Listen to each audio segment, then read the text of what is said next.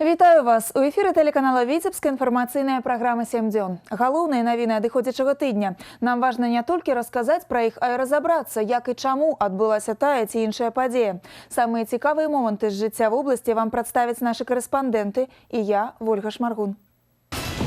Во-первых, мы обеспечим сбалансированные рационы питания животных. Во-вторых, мы преследуем цель снижения себесхожести. У аблвыканкаме абмеркавалі стратэгію правядзення сёлетняй пасяўной кампаніі, змена структуры пасяўных плошчаў з тым, каб атрымаць як мага болей бялковых кармоў для жывёлагадоўлі. Гэта асноўны накірунак. Я благодарен тем людям, которые звонят, которые действительно таким или другим каким-то способом решают вопросы. Наша задача максимально помочь человеку это решить. Першую на новой посаде прамую линию с жыхарамі рэгіёну правіў памочнік прэзідэнта Беларусі, галоўны інспектор па Віцебскай вобласці Александр Пазняк. Большасць званкоў тычыліся аплаты жыллёва-камунальных паслуг. Мы готовы всегда охранять нашу Беларусь родную. Вобласць адзначыла Дзень абаронцаў айчыны і ўзброеных сіл Рэспублікі Беларусь урачыстасцямі на плошчы Перамогі і адкрыццём мемарыяльнай дошкі герою Савецкага Саюза Самуілу Багараду. Штотыднёвыя прамыя тэлефонныя лініі кіраўніцтва вобласці і раёнаў працягваюць сваю работу. У мінулую суботу званкі прымаў старшыня Віцебскага аблвыканкама Мікалай Шарснёў. На прамой лініі з губернатарам пабывала наша здымачная група. Сёлета зваротаў на прамую лінію стала менш на 30% у параўнанні з адпаведным мінулагоднім перыядам. А спектр праблем нязменны, лідзіруюць справы камунальныя. У асноўным пытанні бытавога характару. Такія лёгка вырашаюцца на мясцовым узроўні.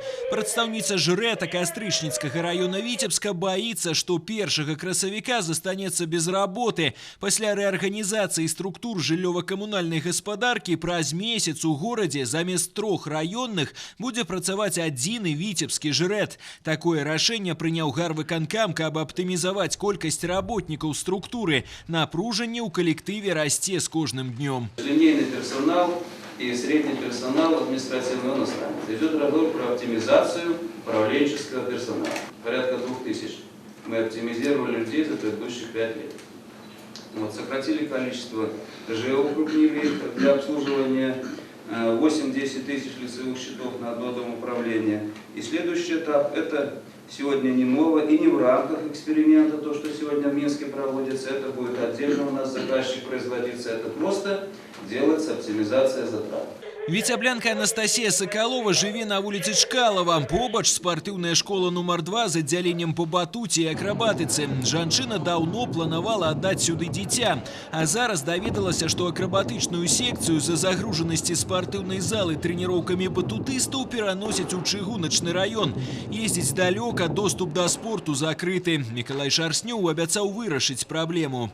Зала у нас не задействована. Организационные вопросы хромают. Тренер не заинтересован увеличить нагрузку на себя и так далее. Поэтому есть чем заняться здесь. Если есть сегодня желающие, то нужно действительно организовать работу так, чтобы максимально задействовать те наши возможности и удовлетворить ваши потребности. Очень хотелось просто... Услышали вас. Забудоўшчыкі пасёлка Тулава Віцебскага раёна просяць вырашыць праблему энергазабеспячэння. Летась улады прынялі рашэнне перадаць пасёлак гарвыканкаму і планавалі забяспечыць электраэнергіяй да новага года. На гэтыя мэты збіраліся вылучыць 9 мільярдаў, але фінансавання месцічы так і не дачакаліся. Финансирование запланировано на этот год. Обещать быстрые сроки не будем, но где-то июнь-июль, вот мне говорят специалисты, вопрос будет закрыт. Поэтому остается здесь буквально 3 каких-то месяца, 4, и вы наконец-то будете с электроэнергией. На пытанні жыхароў вобласці Мікалай Шарснёў адказваў 3 гадзіны. Губернатар паабяцаў не пакінуць без увагі нікога і падкрэсліў, што ўсе звароты будуць разгледжаны аператыўна і якасна з адзінай мэтай – максімальна дапамагчы людзям у вырашэнні набалелых пытанняў. Артур Смалякоў і Леонид Табола. Навіны Віцебск. Прамыя тэлефонныя лініі з насельніцтвам дапамагаюць уладам расставіць прыярытэты ў рабоце. Аб гэтым заявіў памочнік прэзідэнта Беларусі, галоўны інспектар па Віцебскай вобласці Александр Пазняк падчас свайго першага на новай пасадзе прыёму званкоў ад жыхароў. За 3 гадзіны дыялогу ён адказаў на 3 дзясяткі пытанняў, сярод якіх пераважная колькасць тычылася жыллёва-камунальных паслуг. Віктор Праліч прадоўжыць тэму. На працягу 3 гадзін тэлефон прамой лініі з Александром Пазняком не змаўкаў ні на хвіліну, нягледзячы на разгар рабочага дня. Сярод уздымаемых праблем і агульныя, і прыватныя. Пенсіянер Зорчы выказаў незадаволенасць падняццем кошту цэн грамадскай лазні амаль у 3 разы. Дарэчы, пытанні ЖКГ і сёння ў лідарах сярод задаваемых. Это показатель того, что людей волнует.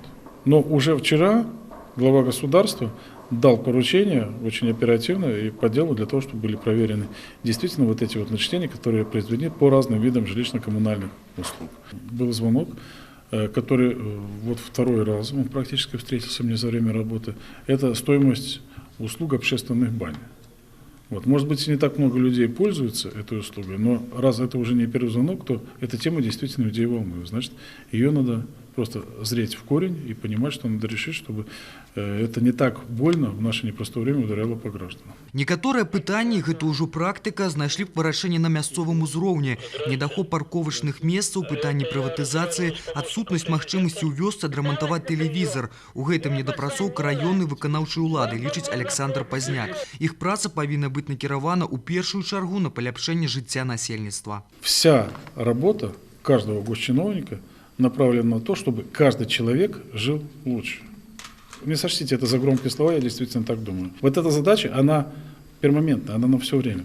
Стараться каждому на своем месте делать так, чтобы от твоих действий жилось человеку лучше. То же самое сегодня прямая линия. Если мы принимаем какие-то решения частные для каждого человека, и в результате человеку что-то улучшилось в жизни, ну, значит, правильное решение принято. Ухудшилось, ну, значит, надо думать. Гэта першая прамая лінія Александра Пазняка на пасадзе галоўнага інспектара па Віцебскай вобласці. Як рэзюмаваў памочнік прэзідэнта, падобны дыялог – адзін з дзейсных метадаў вырашэння праблем, якія турбуюць жыхароў. Віктор Праліч і Сергей Котаў, навіны Віцебск.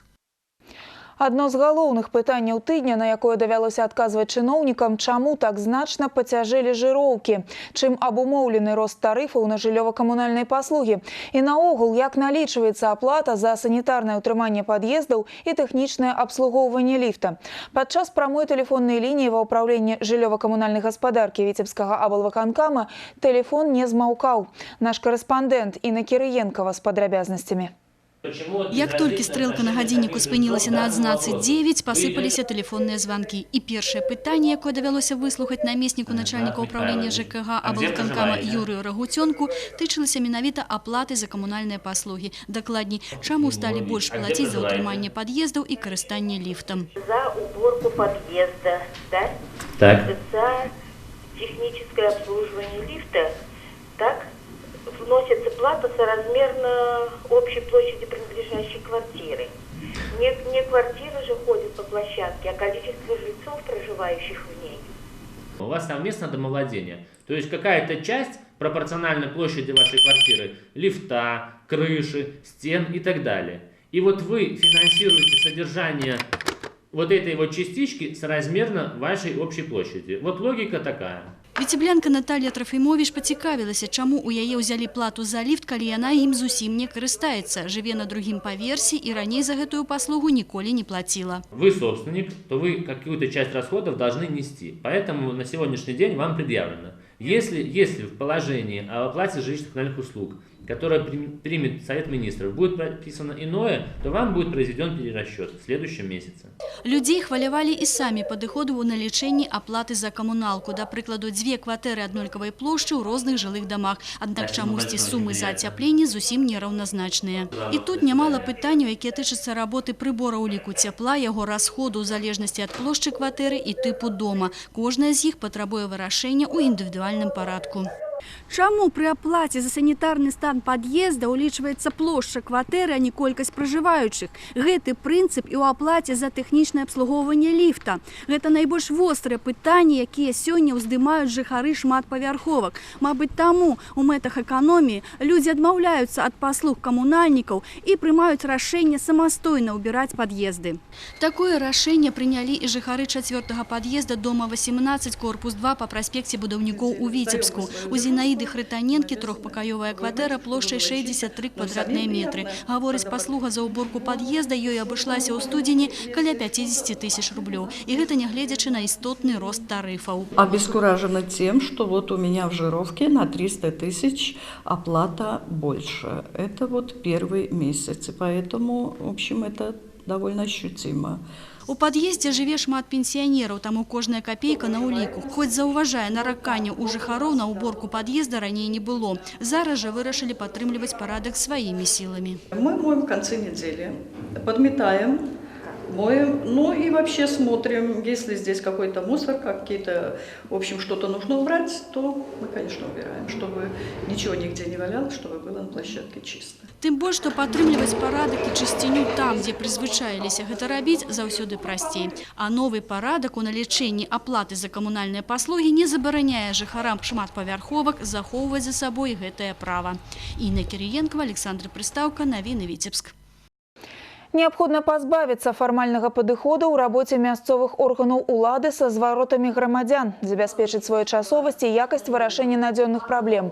Пра гэта ішла размова на пасяджэнні калегіі Камітэта дзяржаўнага кантролю Віцебскай вобласці. У 2015 годзе сюды паступіла 1170 зваротаў грамадзян. Большасць ад жыхароў абласнога цэнтра і Віцебскага раёна.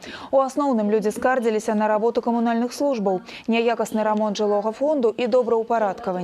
Актуальнымі заставаліся пытанні прыватызацыі жылля, а таксама выплаты заработнай платы, у тым ліку у сельскагаспадарчых арганізацыях. Установлено много фактов нарушений, более 100 человек привлечены к административной дисциплинарной ответственности, 5 должностных лиц освобождены от занимаемых должностей, и, как я уже упомянул, возбуждено уголовное дело. И во время этих проверок были установлены многочисленные факты и формализма, и волокиты, и необеспечения всестороннего, объективного анализа обращения граждан. Но тем не менее, вот по сравнению даже с прошлым, позапрошлым уже 2014 годом, имеется положительная тенденция. То есть уменьшение обращения граждан именно в Комитет государственного контроля. То есть работа определенная проделана, и сдвиги есть, но хотелось, чтобы они были более весомыми. У кожным райвыканкаме неабходна наладзіць унутраны аўдыт. Да такой высновы прыйшлі ўдзельнікі калегіі Камітэта дзяржкантролю. Гэта найбольш дзейсная мера, якая будзе садзейнічаць усебаковаму і аб'ектыўнаму разгляду зваротаў грамадзян, вырашэнню іх надзённых праблем на месцах.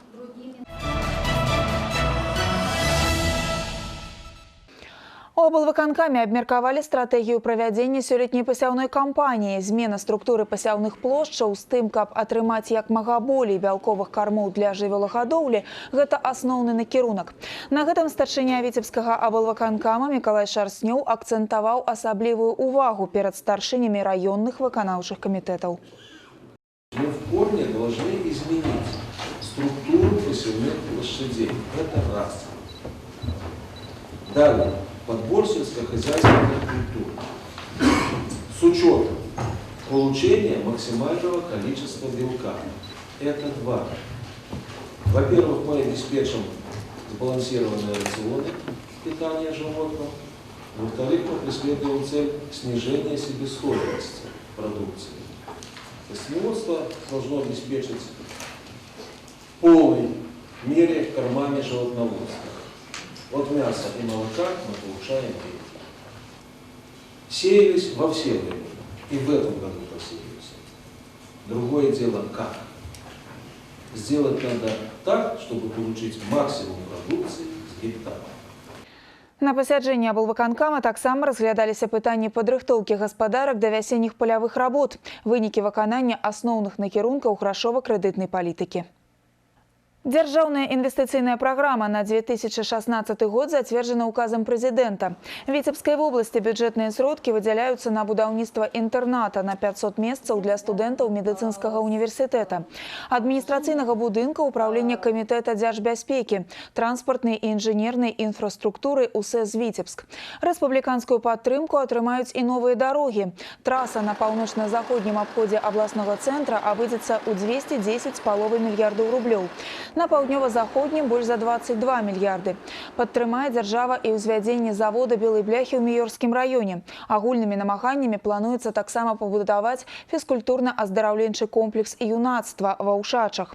Будуць выдзяляцца сродкі на рэканструкцыю і рэстаўрацыю важнейшых помнікаў архітэктуры і духоўнасці Спаса-Преабражэнскай царквы ў Полацку і Свята-Пакроўскага жаночага манастыра ў Талычыне.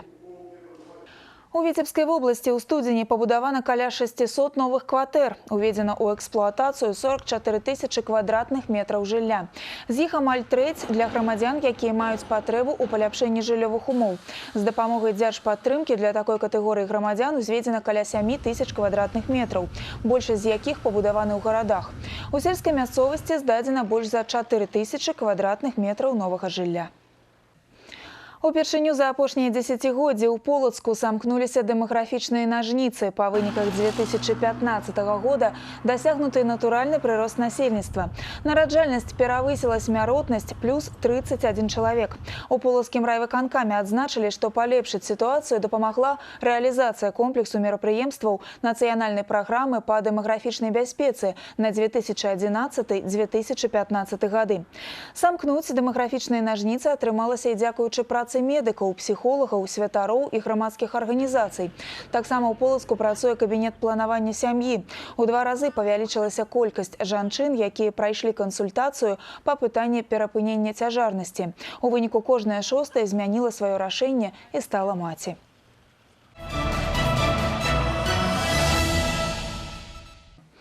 Дзень абаронцаў айчыны і ўзброеных сіл Рэспублікі Беларусь адзначылі на гэтым тыдні. Ва ўсіх раёнах Віцебскай вобласці прайшлі ўрачыстыя мітынгі, прысвечаныя гэтай даце. А цэнтрам святочных мерапрыемстваў стаў абласны цэнтр, дзе адкрылі памятную дошку мараку-падводніку герою Савецкага Саюза Самуілу Багараду. А на плошчы Перамогі прайшла ўрачыстая цырымонія ўскладання кветак і вянкоў да манумента воінам-вызваліцелям. Пасля чаго салдаты і афіцэры Віцебскага гарнізона прадэманстравалі всю велич і моц сучаснай беларускай арміі. Падрабязнасці ў рэпартажы Сергея Мисурагіна. На беларускай зямлі спрадвеку шануюць ратную справу. Абарона свайго дома, радзімы, абавязак, выканання якога для кожнага чалавека справа гонару і сумлення. Імёны герояў увекавечаны на воінскіх мемарыялах. Імі названы вуліцы і плошчы беларускіх гарадоў. 23 лютага ў абласным цэнтры быў зроблены яшчэ адзін крок па вяртанні Віцебску імя яго героя. На былым будынку марской школы ДТСАФ адкрылі памятную дошку легендарнаму савецкаму мараку-падводніку, герою Савецкага Саюза Самуілу Багараду. У гады Вялікай Адчыннай вайны яго каманда ў адным баі зрабіла немагчымае, потопила 3 судны противника. Вообще за годы войны им было уничтожено около 7 вражеских транспортов, кораблей различного класса, за что он и был удостоен звания Героя Советского Союза. Причем один из 8 подводников, которые вообще были за годы войны удостоены этого высокого звания. 23 лютага усенароднае свята, дзень памяти, мужности и героизму усіх пакаленняў абаронцаў айчыны. В урачыстай цырымоніі складання кветак да монумента воінам-вызваліцелям на плошчы Перамогі прынялі ўдзел кіраўніцтва вобласці і горада, салдаты і афіцэры Віцебскага гарнізона, моладзь і школьнікі. На урачыстым мітынгу старшыня аблвыканкама Мікалай Шарстнёў адзначыў, што сёння мы шануем паўшых герояў и славим сучасных оборонцев айчыны. Мы чествуем всех, кто обеспечивает обороноспособность государства, стоит на страже его рубежей, кто достойно исполняет воинский долг. Защита Родины была, есть и будет делом чести и совести настоящего гражданина и патриота, а армия – подлинной гордостью народа. Верныя традыцыям старэйшых пакаленняў сучасныя кадэты, салдаты і афіцэры надзейна ахоўваюць родныя рубяжы. У гэтым жыхары і госці горада маглі ўпэўніцца падчас паказальных выступленняў вайскоўцаў. Плошчу Перамогі зацягнулі клубы дыму, а цішыню разрывалі аўтаматныя і кулямётныя стрэлы. У справу пайшла разведка, байцы дэманстравалі прыёмы рукапашнага бою. Моц, спрыт, вынослівасць дазвалялі рабіць ім неверагодныя рэчы. А потым сваю вывучку прадэманстравала рота ганаровага каравулу. За гэтым відовішчам можна сачыць гадзінамі. Потым вайскоўцы прадэманстравалі, як вызваліць лагер з заложнікамі і як паставіць заслон на шляху бандытаў. А кульмінацыяй праграмы стаў вальс бронетранспарцёраў.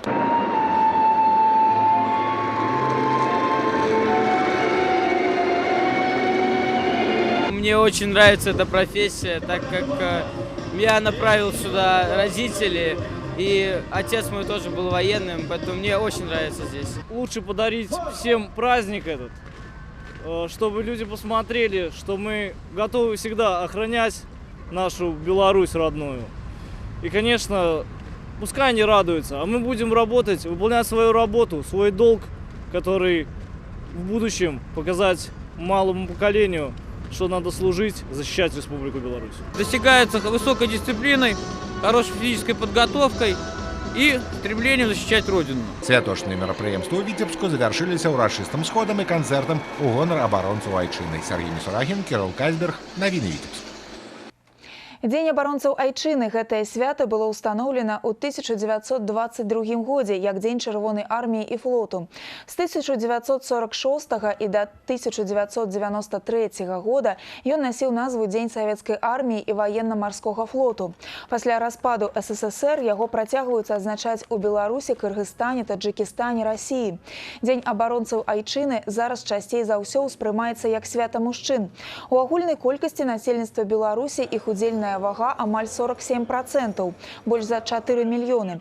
Пры гэтым кожны пяты з іх жыве ў Мінску. У Віцебскай вобласці пражывае 12,5% ад агульнай колькасці мужчын.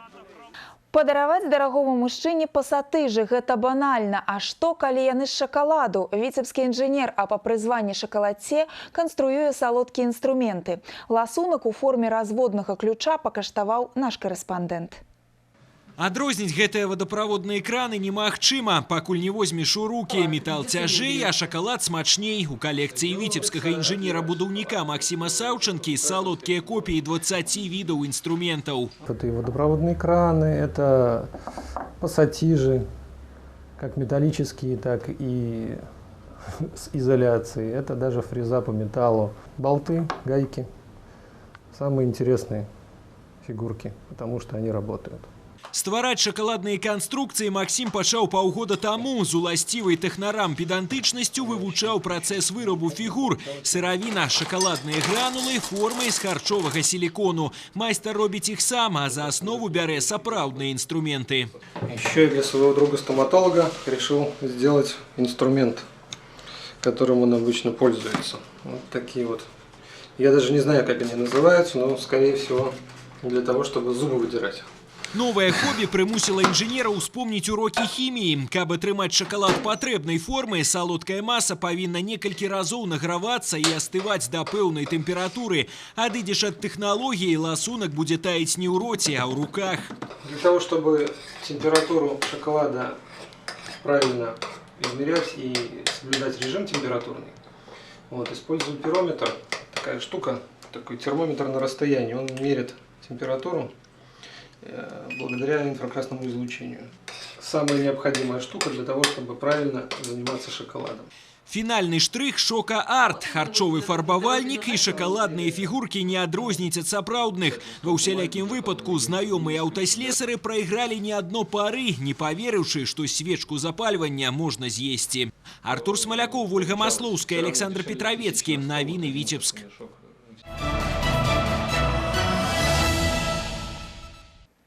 Паўгадзіны пагоні і 12 адміністрацыйных пратаколаў. Так скончыліся прыгоды пенсіянера-аўтааматара з Полацка. Спачатку ліхач на джылі імчаўся па сустрэчнай паласе цэнтральнага праспекта горада.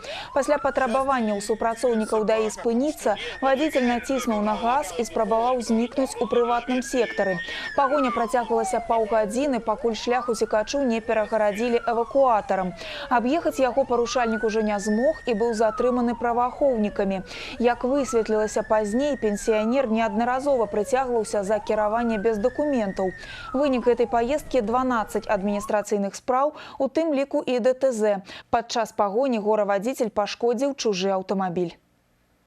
С пачатку года ў Віцебскай вобласці выяўлена больш за 80 злачынстваў, звязаных з незаконным абаротам наркотыкаў. Амаль палова з іх цяжкія і асабліва цяжкія. У рэгіёне актыўна праводзяць барацьбу з распаўсюджваннем і ўжываннем наркотыкаў.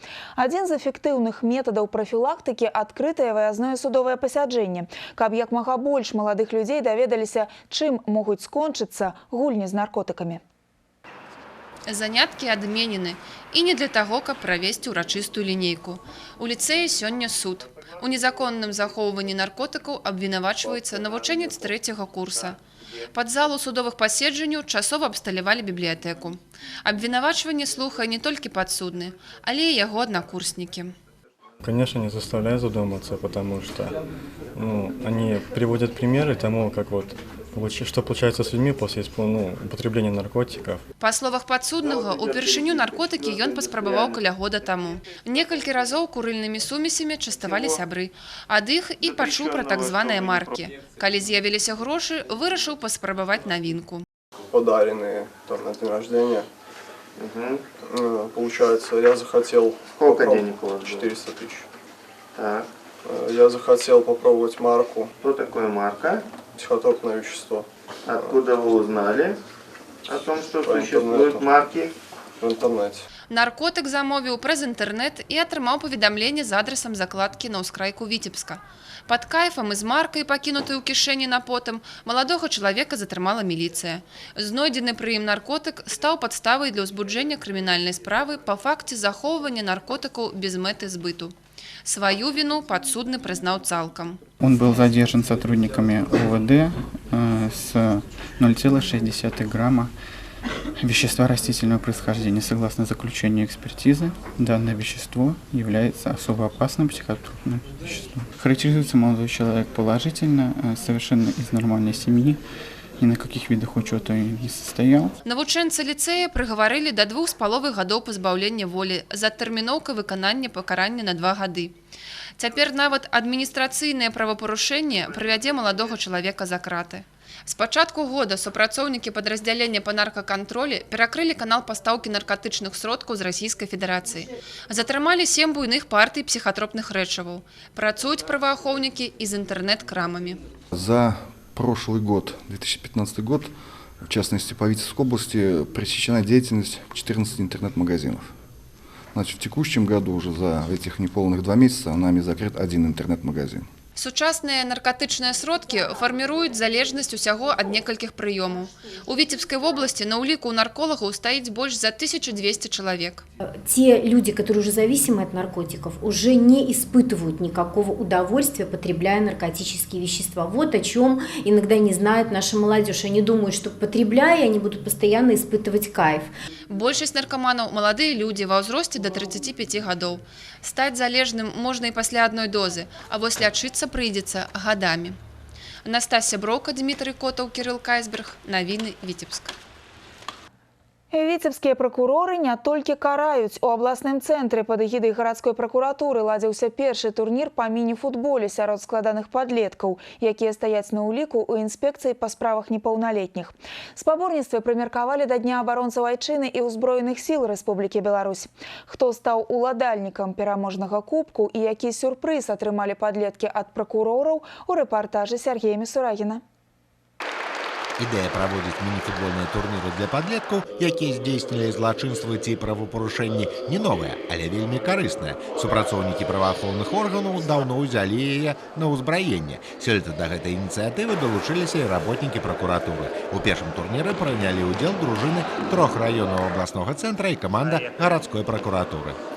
Цель турнира – профилактика совершения правонарушений, преступлений. При этом будет популяризирован здоровый образ жизни, показать подросткам, что действительно в жизни есть много прелестей, много тех достоинств, которые возможно получить без совершения каких-либо правонарушений, без употребления спиртного и любых наркотических средств. Магчымасць выступіць у футбольным турніры вымушае падлетку рыхтавацца, трэніравацца і праводзіць вольны час не на вуліцы, а на спартыўнай пляцоўцы. Гэта аб'ядноўвае і згуртоўвае хлопцаў. Яны па-сапраўднаму захварэлі папулярнай гульнёй. Хорошо, что работники прокуратуры выступили с такой инициативой. Мы всегда рады собраться и поиграть. Провели пару совместных тренировок. Оцениваем готовность где-то по 10-бальной шкале на 7 баллов. Мы собирались 2 раза в неделю. Нападение у нас было, все хорошо. В защите бывали провалы, но мы их исправили. Готовились мы около 3 месяцев, но набрали нас с разных школ, правда, но мы готовы побеждать. Турнір праходзіў па кругавой сістэме, але цэнтральным стаў паядынак паміж футбалістамі Чыгуначнага і Кастрычніцкага раёнаў. Апошнія ўвесь час дамінавалі на пляцоўцы і заслужана сталі першымі пераможцамі спаборніцтваў. Але на гэтым свята футболу не завяршылася. Фінальным акордам стала таварыская сустрэча падлеткаў з прокурорамі. Мы глубоко выражаем надежду, что после сегодняшнего мероприятия их мнение поменяется о том, что действительно нельзя совершать противоправные поступки, а лучше свою энергию выплескивать на футбольном поле, либо мини-футбольном паркете. Удзельнікі турніру выказалі агульнае жаданне, каб спаборніцтвы па міні-футболе з работнікамі пракуратуры сталі традыцыйнымі стартамі. Сергей Сурагін, Сергей Котаў, Навіны Віцебск. У вобласці падведзеныя вынікі штогадовай акцыі «Грамадзянская мужнасць». Апладысменты гучалі ў адрас людзей, якія не разгубіліся ў экстрэмальных сітуацыях і дапамаглі супрацоўнікам міліцыі затрымаць злачынцаў. Самых смелых і адважных грамадзян рэгіёну павіншавала наш карэспандэнт Настасья Броўка. Акцыя «Грамадзянская мужнасць» праходзіць з 2009 года. Людзей, якія гатовы рызыкнуць жыццём і аказаць дапамогу тым, хто трапіў у бяду, ушаноўваюць ва ўпраўленні ўнутраных спраў. У гэтым годзе 3 чалавекам уручылі дыплом і каштоўныя падарункі. Мы хотим, наверное, жить в безопасном обществе, и поэтому люди, и мы как бы обращаемся к нашим гражданам, чтобы они нам помогали, и они откликаются, помогают. Не бояться, наверное, быть не безучастными, не проходить мимо и думать о том, что вот если человек попал в беду, вы можете, во-первых, сами оказаться в таком же месте, или окажутся ваши близкие. Быть неравнодушным в первую очередь. Самому юнаму абаронцу правапарадку ўсяго 12 гадоў. З хлопчыкам здарылася сапраўдная дэтэктыўная гісторыя. Уладзіслаў Ждановіч высачыў і дапамог затрымаць злачынцу, які скраў ровар. Сямікласнік з Новополацка патэлефанаваў у міліцыю, назваў месцазнаходжання і нумар машыны злодзея. Дапамагаў хлопчык зусім незнаёмым людзям. Меня пригласили в Минск, там академия полицейская. Она в этом году достраивается. И мы с родителями подумали, и я буду пробовать поступать. Приучала его, чтобы он был ответственный, никому не отказывала никогда в помощи, потому что я сама такая была. Мне всегда было приятно самой помогать людям. Свой грамадзянскі абавязак выконваюць не толькі бравыя мужчыны, але і далікатныя жанчыны. Злодзей, пагражаючы жыхарцы Полацка ножом, хацеў забраць касу з кіёска. Надзея Бялевіч змагла не толькі прадухіліць злачынства, але і самастойна затрымаць зламысніка да прыезду міліцыі. И когда вот это все случается, ты не думаешь. Просто как-то это все спонтанно и, наверное, не совсем отвечаешь за свои действия. То есть ты бежишь и добиваешься своей цели, что не должен уйти преступник безнаказанным. Таксама ў ліку узнагароджаных і жыхар Віцебска Вячаслаў Лазараў. Ён затрымаў злодзея, які выхапіў сумку ў жанчыны. З такіх чалавечых учынкаў складаецца грамадзянская мужнасць. Настасья Броўка, Кірыл Кайсберг, Навіны Віцебск. Гэта выніковая праграма «7 дзён». Мы працягваем, глядзіце далей. Першыя білеты на юбілейны фэст. Квіткі на канцэрты 25-го міжнароднага фестывалю мастацтва ў Славянскі базар у Віцебску ўжо ў продажы. Сёлета арганізатары прыдумалі рэалізоўваць яшчэ і падарачныя сертыфікаты. Так пачынаецца вядомасць. Віцебская школьніца Ліза Саўлукова напісала песню для знакамітага дыджэя Смэш. Хутка кампазіцыя загучыць у эфіры ўсіх радыёстанцый. 25 тысяч километров за 900 дзён. Сям'я Жуковых з Віцебскага района рыхтуецца да кругасветнага падарожжа разам з 3гадовай дачкой. 28 краін, 5 кантынентаў і амаль 3 гады дарогі. Увесь гэты час вандроўнікі будуць весці онлайн-дзённік.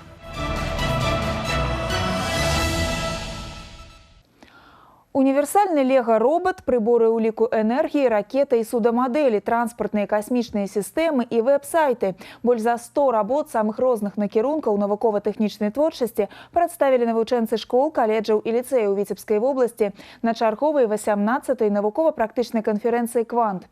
З тэхнікай будучага і навуковымі дасягненнямі юных вынаходнікаў пазнаёміліся нашы корэспандэнты. При помощи качер-процесса возможно передача индуктивной энергии бесконтактным способом, а также получение большей энергии при минимальном ее потреблении.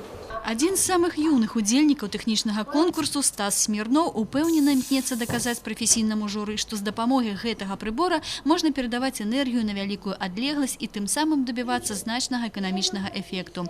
Канкурсант дэманструе высокія пазнанні фізікі, нягледзячы на свой 10-гадовы ўзрост. Я над этим аппаратом трудился целый год, и это уже второе мое выступление с этим аппаратом. Я хочу заняться и техникой, и этим аппаратом, и я дальше буду его изучать. На базе вот этого прибора у нас уже есть готовые изделия. Это фактически называется система электронного зажигания бензиновых модельных двигателей. Она уже у нас применяется, работает. На конкурс навучэнцы прадставілі работы па 10 накірунках навукова-тэхнічнай творчасці. Сёлета як ніколі высокі ўзровень іх тэхнічнага выканання, а колькасць удзельнікаў узрасла на трэць. Физика и мультимедийные технологии в этом году самые многочисленные секции. Туда поступило вообще более 20 работ на каждую секцию. Поэтому мы вынуждены были работы предварительно отсматривать, и уже на защиту приглашали не всех, приглашали только самых лучших. Мікіта Карабань з Лепеля ўсяго толькі 2 гады займаецца тэхнічным мадэліраваннем, а ўжо стаў прызёрам міжнароднага конкурсу саюзнай дзяржавы «Таленты 21-го стагоддзя», які летась праходзіў у Санкт-Петербургу. Тады ён прадстаўляў карабель-электрастанцыю, а сёлета універсальны робот, спектр прымянення якога самы шырокі. Прызнаецца, крыху дапрацаваць мадэль, дабавіць некалькі функцый і можно будет поспоборничать на республиканском конкурсе. Он представляет из собой робота на подвижной конструкции с манипулятором и потоковым видеокамерой.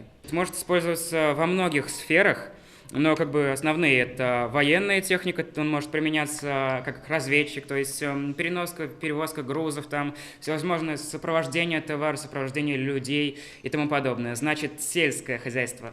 Он может садить, там, открывать загоны, такие вот физические труда. Высокие технологии, программное забеспячэнне, и тут немало гениальных ідэй і прапаноў. У прыватнасці навапалачанка Інна Апакушына распрацавала праграму, якая дапамагае адшукваць інфармацию про героев войны, урадженцев Витебской области. В этой программе находятся их биографии, фотографии, и различная информация. Хотим сделать, чтобы по всей Беларуси были, не только в Витебской области, и внедрять там в интернет эту работу, в другие школы, чтобы все могли ей пользоваться. Сёлета няпростая задача у журы конкурсу. Со 107 работ необходимо отобрать 24. Яны будут представлены на республиканских спаборніцтвах «Тэхна-інтэлект», якія пройдуць у сакавіку. Інна Кіріенкова, Александр Прыстаўка, навіны Витебск. Новый хит для сусветна вядомага діджея написала віцебская школьніца. Падведзеныя вынікі музычнага батлу ад діджея Смэш. Умовы конкурсу былі няпростыя. Прыдумаць тэкст песні на музыку артыста.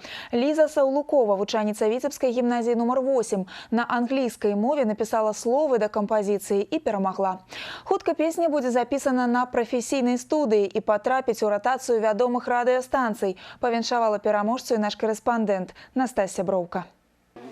Свое рашэнне паўдзельнічаць у папулярным конкурсе Ліза Саўлукова называе спантанным. Дзяўчынка даўно захапляецца музыкай, любіць спяваць і піша вершы. Тэкст песні, які напісала школьніца, уразіў сусветна вядомага діджэя. Сярод мільёнаў удзельнікаў конкурсу Смэш выбраў менавіта твор Лізы Саўлуковай. see the people know your name, always waiting for the same day. It's gonna be one of your best days. Где-то дня за два написала песню на английском, причем у меня на русском почему-то не получалось. Я посмотрела его работу, самого диджея, я увидела там вот много совместных с британским певцом, то есть в основном англоязычные песни у него. Я написала тоже английскую песню, отправила. И где-то недели через 2 я получила ответ о том, что я выиграла, и о том, что меня приглашают в Москву поучаствовать в съемках сюжета и записи песни. Перамога для Лізы стала прыемнай нечаканасцю. У Маскву на сустрэчу са знакамітым дыджэем дзяўчынка адправілася з мамай Людмілай Леанідаўнай. У якасці гасцінцаў яны ўзялі з сабой беларускія цукеркі. Здравствуйте. Поздравляю тебя, дорогая. Спасибо. Победила у нас. Прям въелась в память, он сказал, что у меня очень необычный тембр.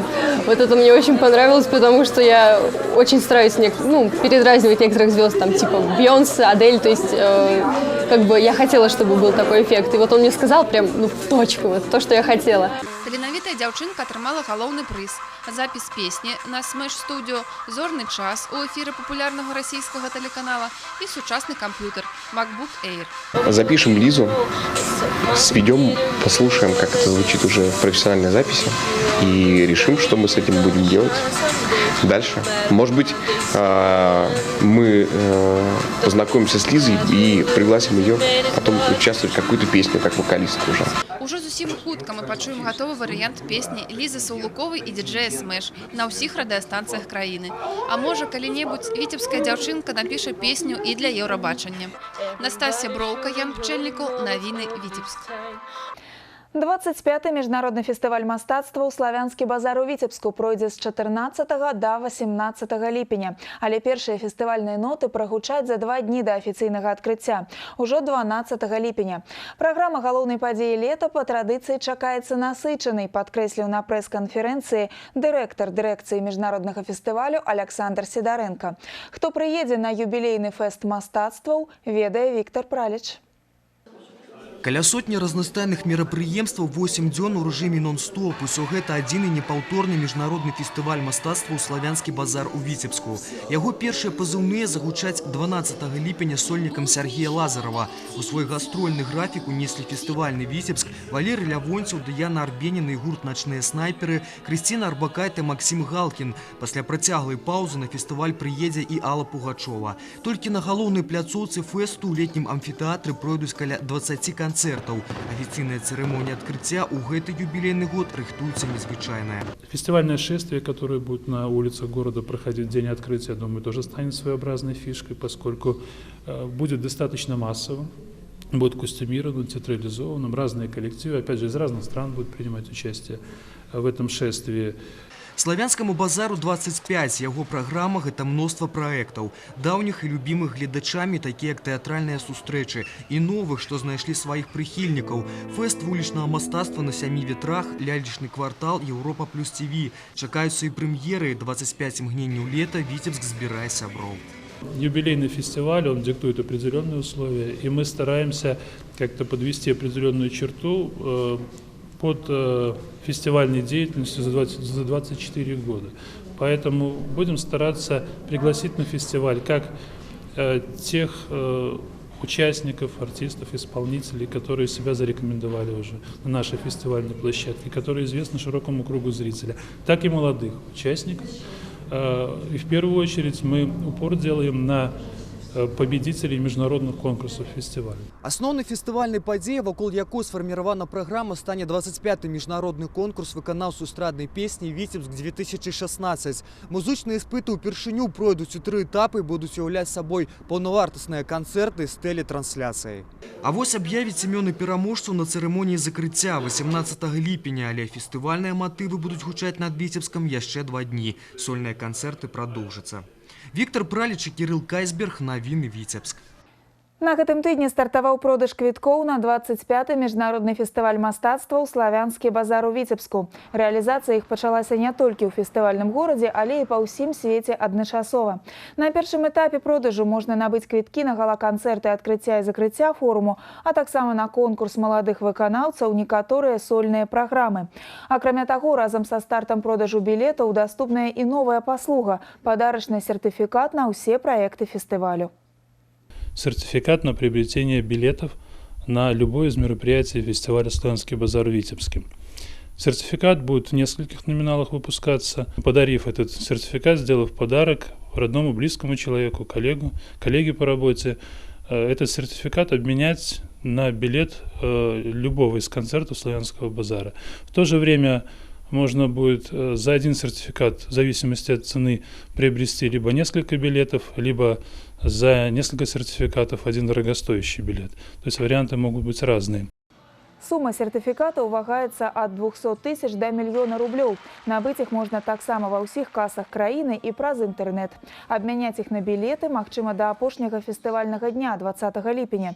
Прычым выключна ў касах Цэнтра культуры Віцебск.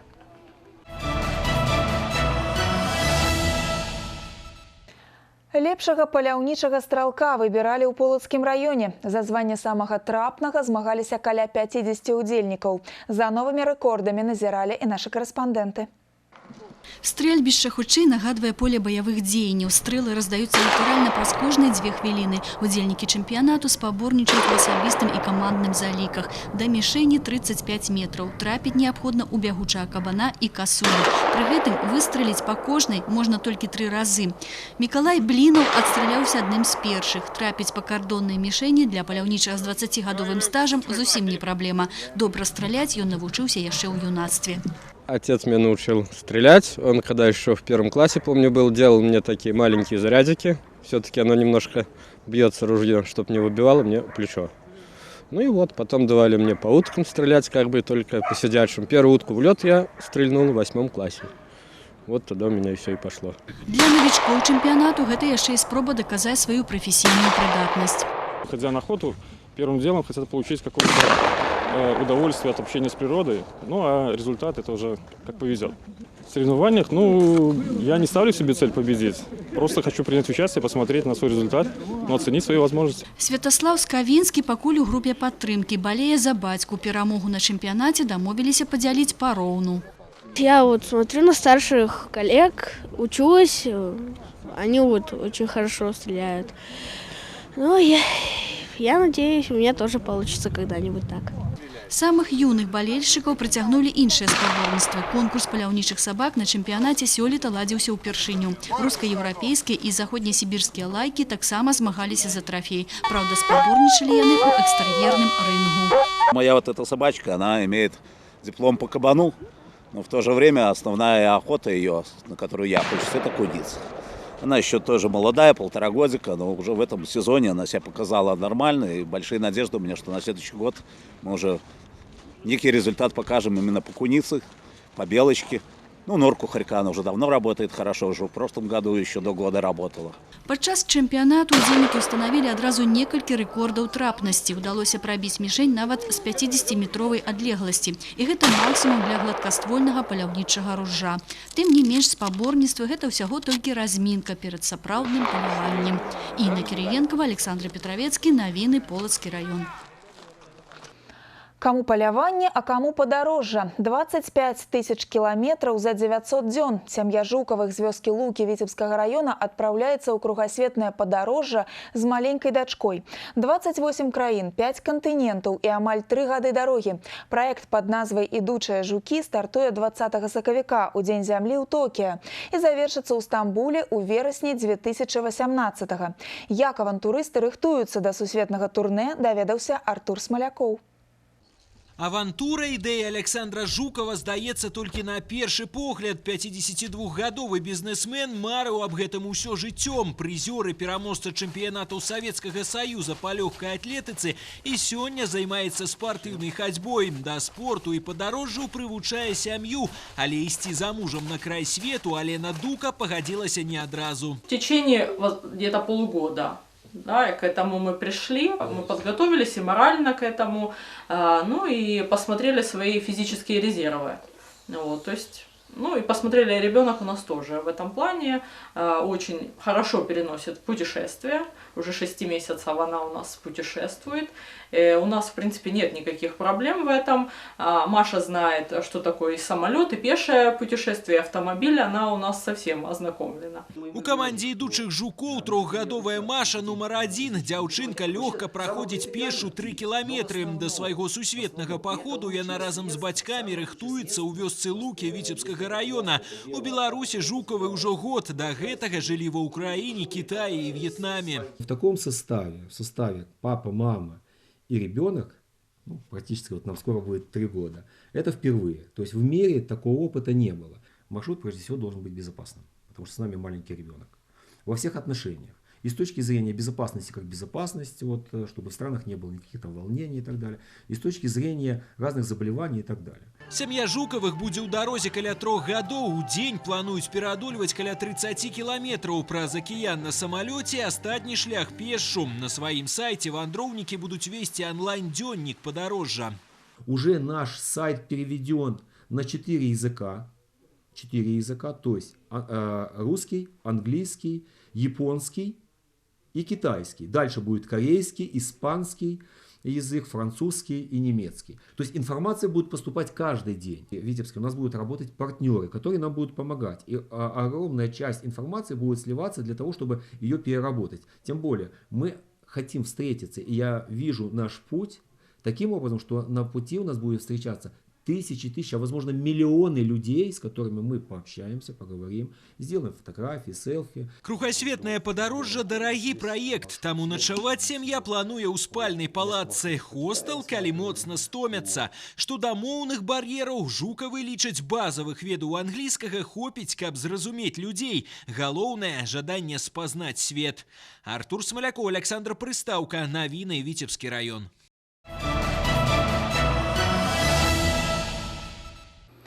Надышоў час спартыўнага агляду будучага тыдня. Сергей Мисурагин ўжо ў нашай студыі. Спартыўная афіша не расчаруе аматараў гульнявых відаў спорту. Так, Сергей? Прывітанне, сапраўды спартыўная афіша парадуе ўсіх аматараў спорту на наступным тыдні. Не памылюся, калі скажу, што цэнтральнай падзеяй стануць гульні плэй-офф чэмпіянату Беларусі па хакею. У 1/4 накаут раунда наваполцкі хімік СКА сустракаецца са сталічным юнацтвам. У волейбольным чэмпіянаце таксама хутка пачнуцца матчы на выбыванне, а таму будзем сачыць за марка ВДТУ і падзеі, якой чакалі цэлы год. У Віцебску збяруцца майстры скураной пальчаткі і правядуць турнір памяці воінаў-інтэрнацыяналістаў. Але аб усім па парадку.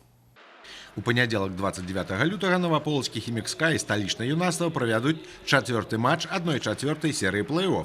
Сталічная каманда з'яўляецца галоўным прэтэндэнтам на залатыя медалі розыгрышу, а таму нашым землякам трэба будзе паказаць свой максімум, каб на роўных супрацьстаяць грознаму саперніку.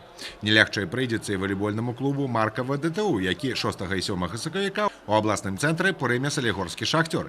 Віцебляне вышэй 6-га месца ў розыгрышы ўзняцца не могуць, а вось госці вядуць барацьбу за 3-й радок па выніках гладкага чэмпіянату. Зразумела, што салігорцы абрынуць шквал атак на аўтсайдера, а вось ці змогуць падапечныя Міхаіла Ханіка даць адпор апаненту, яшчэ вялікае пытанне. 5 сакавіка пачатак гульні на ЦСКА ў 18 гадзін. Паўторны матч пройдзе ў нядзелю ў 13. А на пачатку тыдня Віцебск прыме алімпійскія дні моладзі Беларусі па баскетболе. Рэспубліканскі турнір збярэ мацнейшай каманды краіны. Месцам правядзення спаборніцтваў таксама стане арэна віцебскага ЦСКА. У чацвер 3 сакавіка ў спартыўнай зале імя алімпійскага чэмпіёна Вячеслава Яноўскага будзе ладзіцца адкрыты абласны турнір па боксе памяці воінаў-інтэрнацыяналістаў. Акрамя вядучых айчынных спартсменаў плануецца, што ў спаборніцтвах прымуць удзел майстры скураной пальчаткі з блізкага і далёкага замежжа. Пачатак спаборніцтваў у 16 гадзін. І на гэтым у мяне ўсё. На жаль, Ольга, развітваюся з табой. Да сустрэчы праз 7 дзён. Развітваемся ненадоўга. Дзякуй, Сергей, а мы працягваем.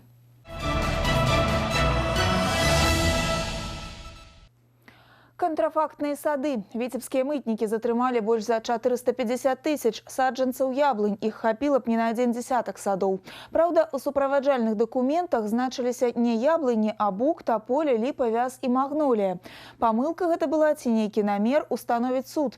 Неадпаведнасць выявили супрацоўнікі пункта пропуску Урбаны при догляде автомобиля DAF, які рухаўся з Латвии на территорию Евразийского экономичного союза. Кошт контрафактных саджанцев яблонь больше за 2 миллиарда рублей. Груз конфискованы, мытней пачаты административный процесс. В практике витебских таможенников случаи столь крупного задержания посадочных материалов первый. Однако в прошлом году были изъяты крупные партии цветов свежесрезанных и цветов в горшках, следовавшие без фитосанитарных сертификатов. Витебская таможня информирует, в преддверии посадочных сезонов для беспрепятственного ввоза посадочных материалов юридическим лицом предоставление фитосанитарных сертификатов необходимо. Если же товар ввозится физическим лицом, то кроме фитосанитарного сертификата он должен быть также отнесен к товарам для личного пользования. Увоз посадочного материалу без фитосанитарных сертификатов на территорию ЕАЭС заборонены. С контрафактными рослинами могут передаваться шкодные насекомые и хворобы. Контрабандысты вязуць саджанцы, значыць хутка вясна. Апошнія дні зімы падаравалі амаль сакавіцкае цяпло. Адыходзячы люты быў вельмі лагодным, аднак пра сапраўдную зіму на поўначы Беларусі помняць заўжды. Нават вёскі тут называюць марознымі імёнамі: Мерзлякова, Зімнікі, Марозава. Наш корэспандэнт Настасья Броўка пра вясну і тапаніміку. Каб пабываць на паўночным полюсе, зусім не абавязкова пераадольваць сотні кіламетраў. Названне самай халоднай кропкі Беларусі, мяркуючы па назве, прэтэндуюць адразу некалькі населеных пунктаў Віцебшчыны: Мерзлякова, Зімнікі, Марозаўка і Марозава. А вось жыхары гэтых вёсак маразоў не баяцца.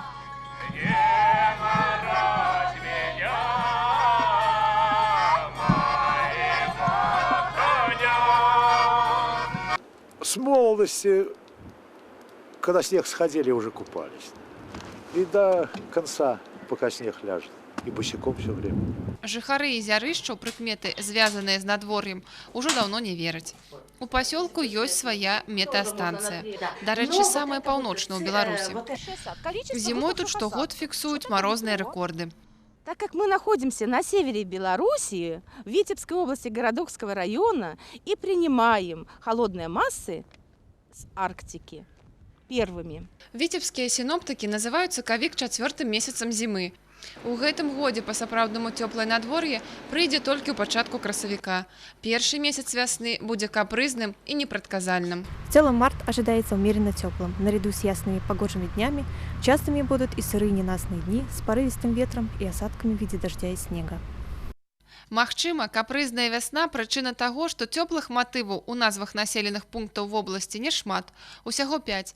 І нават вёскі Вяснянка і Весняно сваім паходжаннем абавязаны не надвор'ю, а прозвішчам мясцовых жыхароў. Если мы говорим о названиях населенных пунктов, то большинство из них сформировались на базе антропонимов. Антропонимы – это прозвища и фамилии людей. Если мы говорим об антропонимах, то большинство прозвищ давалось людям по каким-то характерным особенностям. Например, особенности внешности, особенности характера, особенности поведения.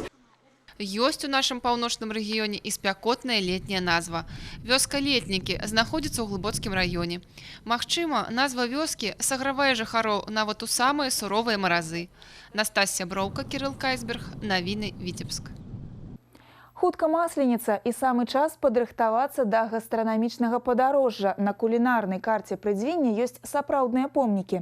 Помнікі нематэрыяльнай гісторыка-культурнай каштоўнасці. Гэты статус атрымалі масляны баран, рагаты каравай, бліны на калодзе і жытнёвы хлеб. Наша здымачная група праехалася па кутках вобласці і склала свой маршрут гастратура.